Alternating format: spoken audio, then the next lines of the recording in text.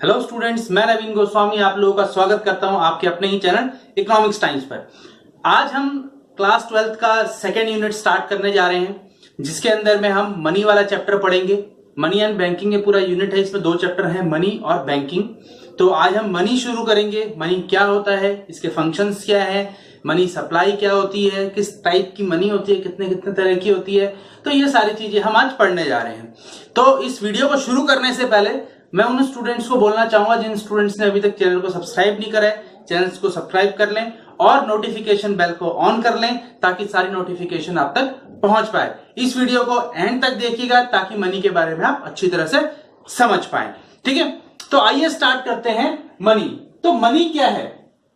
Money एक ऐसी चीज है जिससे दुनिया की किसी भी चीज को क्या जा सकता है, एक्सचेंज किया जा सकता है। किसी भी चीज की वैल्यू को मेजर किया जा सकता है, इसकी वैल्यू को स्टोर किया जा सकता है, मनी को स्टोर कर सकते हैं हम। और future of standard of deferred payments, मतलब कि भविष्य के लिए इनकी किसी भी चीज की जो पेमेंट है उसको पोस्टपोन किया जा सकता है। So money is something which has a general acceptability in the mean of exchange of money या exchange of anything. It is a medium of exchange कह सकते हैं हम इसको। It is the medium of measure of value. It is the medium of store of value. It is the medium of standard of deferred payments. ठीक है ना? तो money वो चीज है जिसके इसके मेजर चार फंक्शंस हैं। एक्सचेंज ऑफ मनी, मनी को हम जो है एक्सचेंज कर सकते हैं किसी के साथ भी। दुनिया में कोई भी चीज जो है वो एक्सचेंज की जा सकती है with the help of money. Money एक ऐसी चीज है जो कि सबसे ज्यादा लिक्विड है और जिसको कभी भी हम क्या कर सकते हैं, किसी भी चीज के साथ में एक्सचेंज कर सकते हैं। मतलब इसकी जनरल एक्सेप्टेबिलिटी सबसे ज्यादा है। उसके बाद में क्या है, किसी भी चीज की वैल्यू को मेजर करना है। जैसे फॉर एग्जाम्पल ये एक पेन है, तो ये पेन 25 रुपए का है। इस कैसे पता लगा कि ये 25 रुपए का है? इसकी वैल्यू को मेजर किया गया। अब उसके बाद में क्या है, आपका बुक है या क्लोथ्स है, कोई भी चीज है, मतलब 1 रुपए से लेकर के करोड़ रुपए तक की कोई भी चीज है, उसकी अलग अलग वैल्यूज होती हैं। वो वैल्यूज को मेजर करने का काम किसका है? मनी का काम है। उसके बाद में क्या, तो मनी को क्या कर सकते हैं हम, लॉन्ग टाइम तक स्टोर करके रख सकते हैं।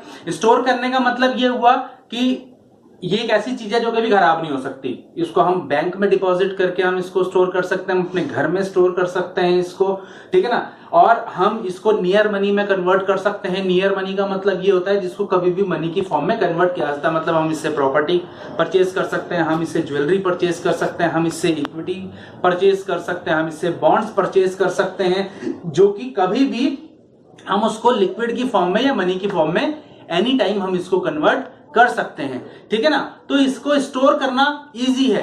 आज जब तक मनी का इन्वेंशन नहीं हुआ था उससे पहले क्या होता था, एक सिस्टम चलता था जिसको हम बार्टर कहते हैं, जो कि अभी आप लोगों के सिलेबस में नहीं है, पहले हुआ करता था लेकिन अब सिलेबस में नहीं है आप लोगों के। बार्टर का मतलब होता था कमोडिटी टू कमोडिटी एक्सचेंज, मतलब एक वस्तु के स्थान पर दूसरी वस्तु को एक्सचेंज करना। मेरे पास में चावल है, मुझे गेहूं की जरूरत है, तो मैं ऐसे व्यक्ति को ढूंढूं जिसके पास में गेहूं है और फिर उसको चावल की जरूरत हो, तो वहां पर क्या होता, एक्सचेंज करने में प्रॉब्लम होती थी।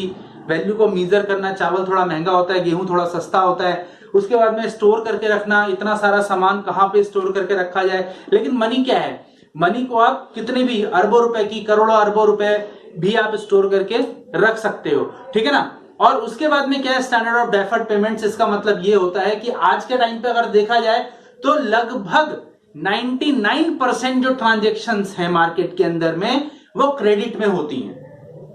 क्रेडिट में होने का मतलब ये है, उधार में आज सामान खरीदा, पेमेंट उसकी बाद में दी जाती है फॉर सम टाइम। ठीक है ना। और उसके बाद में क्या है, आज लगभग 90% चाहे वो ई कॉमर्स हो, चाहे वो कमर्शलाइजेशन हो, चाहे वो इंडस्ट्रियलाइजेशन हो, किसी भी तरह का कोई भी बिजनेस जो चल रहा है वो सभी क्या है, वो क्रेडिट पर चल रहे हैं। तो क्रेडिट पर चलने के लिए मनी का होना बहुत ज्यादा जरूरी है, क्योंकि मनी की वैल्यू क्या है, मनी की वैल्यू स्टेबल रहती है। ठीक है ना। जो कि आज 100 रुपए है, 100 रुपए की वैल्यू आज भी 100 रुपए है और एक साल बाद भी उसकी वैल्यू 100 रुपए ही रहेगी। इसीलिए हम किसी भी चीज की जो पेमेंट है उसको हम फ्यूचर के लिए डेफर कर सकते हैं। क्लियर हुआ। तो ये मनी के मेजर ये मनी की डेफिनेशन हो गई। इसके बाद में क्या है, फंक्शंस ऑफ मनी। इसके 3 मेजर फंक्शंस हैं, primary functions, secondary functions and contingent functions. ठीक है ना। प्राइमरी और सेकेंडरी में आप लोगों को ऑलरेडी बता चुका हूं। प्राइमरी फंक्शंस क्या है इसके, मीडियम ऑफ एक्सचेंज, कि ये एक ऐसा मीडियम है जिससे किसी भी चीज को एक्सचेंज किया जा सकता है। दूसरा क्या है, मीजर ऑफ वैल्यू, किसी भी चीज की वैल्यू को या किसी भी कमोडिटी, सर्विस या गुड्स की वैल्यू को क्या किया जा सकता है, मीजर किया जा सकता है with the help of money. Money नहीं होगा तो किसी चीज की वैल्यू को मीजर करना उतना आसान नहीं रह जाएगा। उसके बाद में सेकेंडरी फंक्शन में क्या है, स्टोर ऑफ वैल्यू। अभी हमने समझा कि इसकी वैल्यू को हम बड़े लंबे समय तक क्या कर सकते हैं, स्टोर कर सकते हैं। 100 साल, 200 साल, 500 साल, 1000 साल तक हम इसको स्टोर करके रख सकते हैं। स्टैंडर्ड ऑफ डेफर्ड पेमेंट्स, भविष्य के लिए इसका जो पेमेंट्स हैं उनको पोस्टपोन किया जा सकता है, क्योंकि मनी की वैल्यू जो है वो क्या होती है, स्टेबल होती है। और ये एक हाईली लिक्विड एसेट है। क्या है ये, हाईली लिक्विड एसेट। वो हम आगे बढ़ेंगे कंटीजेंट फंक्शंस में इसके। उसके बाद में क्या है, transfer of value. Transfer of value का मतलब क्या है कि मनी की वैल्यू को क्या किया जा सकता है, एक पर्सन से दूसरे पर्सन पे क्या किया जा सकता है, ट्रांसफर किया जा सकता है। मतलब इसकी परचेजिंग पावर को ट्रांसफर किया जा सकता है। आज किसी व्यक्ति के पास में पैसे की कमी है तो उसको हम पैसे दे सकते हैं, ठीक है ना, क्योंकि उससे वो अपनी जरूरत की कोई भी चीज खरीद सकता है। बार्टर सिस्टम में होता है, अगर मेरे पास में चावल है तो चावल मैं उसको दूंगा तो हो सकता है कि उसको किसी और चीज की जरूरत हो, चावल की जरूरत ना हो। लेकिन मनी की वैल्यू को ट्रांसफर किया जा सकता है। हम किसी को क्रेडिट पे पैसे दे देते हैं, उधार दे देते हैं, ताकि वो अपनी परचेजिंग पावर को बढ़ा पाए, वो अपनी जरूरत का सामान खरीद सके। ठीक है ना। तो ये एक मेजर फंक्शन है मनी का। इसके बाद आता है कंटीजेंट फंक्शंस पे। कंटीजेंट फंक्शंस क्या है, क्रेडिट फंक्शन। इसका मेन फंक्शन क्या है, credit function, basis of credit. Basis of credit का मतलब यह है कि ये एक ऐसा माध्यम है जिसकी मदद से उधार दिया जा सकता है।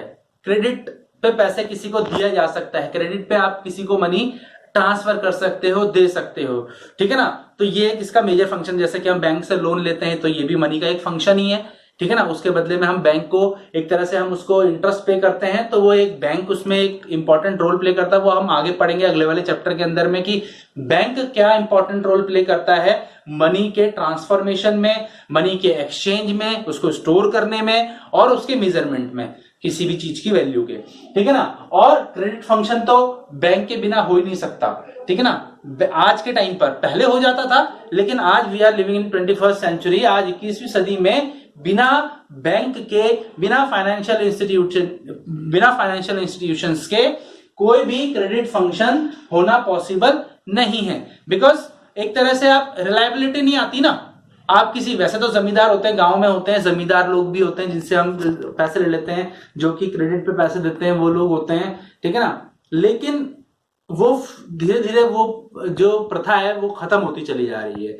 ठीक है ना। तो इसीलिए क्या है, रिलायबिलिटी के लिए, विश्वसनीयता के लिए बहुत ज्यादा जरूरी है कि बैंक उसमें अपना हस्तक्षेप करे और बैंक एक इंपॉर्टेंट रोल उसमें प्ले करे क्रेडिट फंक्शन के अंदर में। नेक्स्ट क्या है, basis of the distribution of income. Income distribution इसका दूसरा फंक्शन है, कंटीजेंट फंक्शन। इसके अंदर में क्या है, कोई भी व्यक्ति किसी भी ऑफिस में, किसी सरकारी दफ्तर में, किसी डिपार्टमेंट में, किसी प्राइवेट कंपनी में जॉब कर रहा है या सेल्फ एम्प्लॉयमेंट कर रहा है, तो उसको उसके काम के बदले कितना पैसा दिया जाना है, कितनी सैलरी मिलनी है। एक व्यक्ति की सैलरी 10,000 है, किसी की 25,000 है, किसी की 1 लाख है, किसी की 2 लाख रुपए सैलरी है, तो ये उसके काम के बेसिस पर दिया जाता है। और ये क्या है, ये मनी का एक कंटीजेंट फंक्शन है मेजर, जिससे कि पता लगता है कि किस व्यक्ति को कितनी इनकम दी जानी है या कितनी सैलरी दी जानी है। ठीक है ना। जिसको हम जो है आगे हम पढ़ेंगे, बैंकिंग वाले चैप्टर के अंदर भी थोड़ा बहुत इसका पार्ट है। ठीक है ना। इसके बाद में क्या है, लिक्विडिटी। लिक्विडिटी की अगर हम बात करें तो मनी क्या है, सबसे ज्यादा हाईली लिक्विड एसेट है ये। जैसे कि मैंने बताया थोड़ी देर पहले कि मनी क्या है, एक हाईली लिक्विड एसेट है। ठीक है ना। जिसको कभी भी आप जो है एक्सचेंज की मुद्रा में ला सकते हैं, मतलब कि कभी भी आप इससे कोई भी चीज को एक्सचेंज कर सकते हैं 24/7/365 डेज। ठीक है ना। तो कभी भी आप इसको एक्सचेंज कर सकते हैं। ठीक है। तो ये हो गया मनी और मनी के फंक्शंस। आगे इसमें एक छोटा टॉपिक है, छोटा चैप्टर है, बहुत बड़ा नहीं है। ठीक है ना। 4 मार्क्स का आता है ये चैप्टर। इसमें से एक क्वेश्चन 1 मार्क्स का और एक क्वेश्चन 3 मार्क्स का आता है इस चैप्टर के अंदर से। तो ये 2 क्वेश्चंस के लिए 2 टॉपिक है इसमें, एक तो मनी के फंक्शंस और मनी की डेफिनेशन, और दूसरा क्या है, मनी सप्लाई। ध्यान से समझना ध्यान से समझिए, नोट्स बनाइए। नोट्स नहीं बनाए हैं तो नोट्स बना लीजिए भैया, नोट्स नहीं बनाओगे तो प्रॉब्लम आप ही लोगों को होगी, ठीक है ना। नोट्स बनाइए। वीडियो अच्छी लगी, समझ में आया तो वीडियो को लाइक कीजिए, फ्रेंड्स में शेयर कीजिए और चैनल को सब्सक्राइब करना ना भूलें। Thank you very much.